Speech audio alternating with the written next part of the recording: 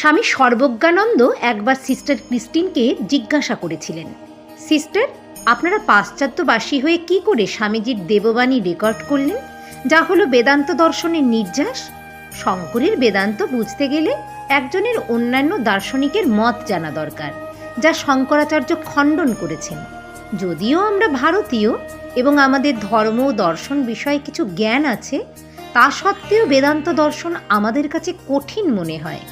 স্বামীজি যখন 1000 আইল্যান্ডে বেদান্তের ওপর আলোচনা করেন, আপনারা কিভাবে তা বুঝেছিলেন?